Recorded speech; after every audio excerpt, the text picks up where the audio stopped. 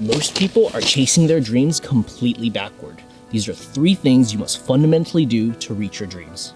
Hey guys, my name is Philip, and recently I've reached my dreams of traveling the world as a digital nomad. I actually got the chance to take my mom on a month-long vacation in Japan because we were never really close growing up. So I've always wanted to take her around the world, especially while she's still young and can move around. And I do all of this while working less than 20 hours a week. And in this video, I just kind of wanted to share with you guys 3 things that I've been doing consistently every day, and it's been a complete game changer for me. Most people think that in order for you to be happy, you have to be successful. So when they start out, they jump right into applying for your dream job, building your own business, and what they actually forget is that if you already think that you're successful, you kind of already are. Just like happiness, success is relative. And the reason why I think happiness is so important is because there's something called the happiness advantage. It's a great book, you should check it out. But essentially what it talks about is the more you're happy, the more you're likely to succeed. For instance, if I make a YouTube video and it only gets 200 views, if I'm not a happy person, I'm gonna think, oh, it's only 200 views, why is my video doing too bad? However, if I shift my perspective to thinking that, oh my God, I am talking in front of multiple university-sized classrooms, I'm more likely to continue my channel, thus making more videos and gaining traction. There's actually another theory called the winning effect.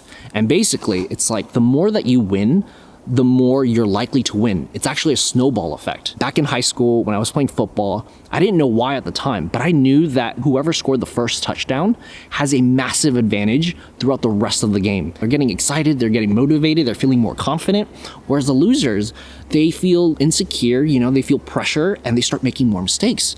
And I realized this throughout my entire life. And this is why you really have to focus on your general well-being first, because it plays such an important factor when you start to come up with your business ideas, you start talking to clients, you do anything. You have to have the right mindset, because if you start to give up when you reach your first setback or failure or whatever, you're not going to succeed.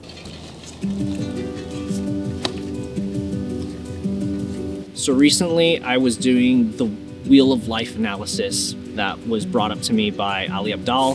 And basically what it is you broke down your life into 10 different categories. For example, like work, relationship, career, personal growth. What I realized was most of my scores were really low. They were abysmal. Like my relationship and friends were really low, like 2 out of 3. However, the most important category, joy, was surprisingly really high. It was like 9 or 10. Like I'm feeling amazing. So I was really curious as to why that was the case. But what I noticed were the few scores that were actually high had such a high correlation to my mind, body, and soul. So that's why I really believe that these 3 things that you need to be doing constantly has a massive impact on how happy you are.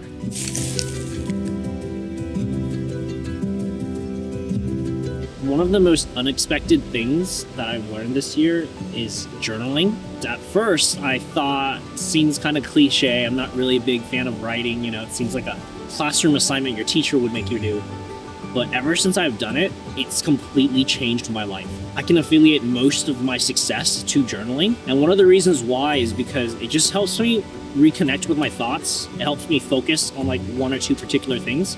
And just something about writing it down, not typing it on a keyboard, really helps me narrow down what I'm trying to do. And sometimes I actually realize things that I didn't even think before. And actually, I always keep a journal on me at all times. It's really good to just have like some sort of field journal. It doesn't have to be something like this fancy or this big. Just to like write down your thoughts, some ideas come up. Especially if you're a YouTuber, you don't have to like come up with video ideas because you'll randomly get them in like the most randomest spots, and then whenever I'm making a video I can go back to it, and then I have like a list full of ideas that I can just pick from.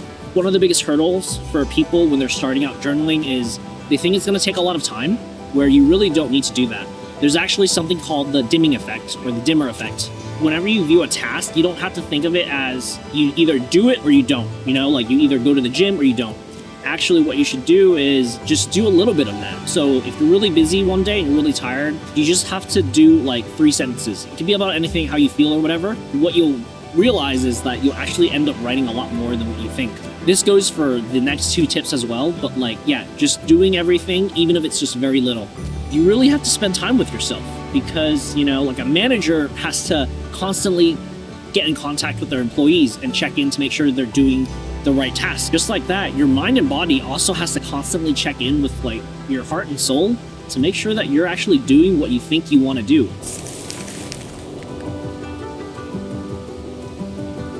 In today's world, it's almost impossible to get bored.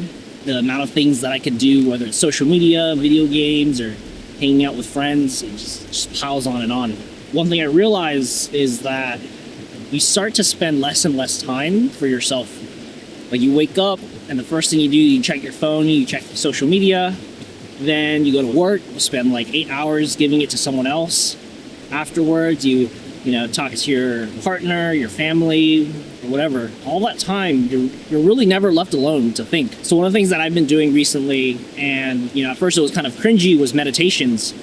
However, now that I've been doing it regularly, I've noticed that like it's really helped me focus and just like trying to be present. I have a project or a deadline coming up and I'm very stressed about like DMVs, paperwork, taxes, whatever the case is. I realized I really need to spend that 10 minutes to myself. A lot of people say that they're too busy with life, but you give so much of your time away to other people that you really should be able to spend at least 10 minutes just for yourself. 10 minutes of your day. Other than meditation, the other thing that you really need to do is social media detox. This means you have to get rid of TikTok, YouTube, Instagram. Recently, I've been using this app called Abdaal. This isn't sponsored or anything, but I've found it to be really useful. What it does is it basically blocks all my social medias during the times that I've set for working or whatever. It told me that I spent like an average of 4 hours a day on social media. So kind of like an hour in the morning, an hour during lunch, and then like 2 hours during the evening. It doesn't sound like a lot, but then that means every week I spend a total of 28 hours on social media. And every year, that's like 1,460 hours just wasted, completely gone. That's 2 full months of your life, by the way. Each year, just gone. So I think social media detox is something you really have to do. You combine that with meditation to just like focus more, I really recommend that you just like believe in the process, just try it out. It seems really lame, but you have to do this if you want to get anywhere in life and save so much time and effort.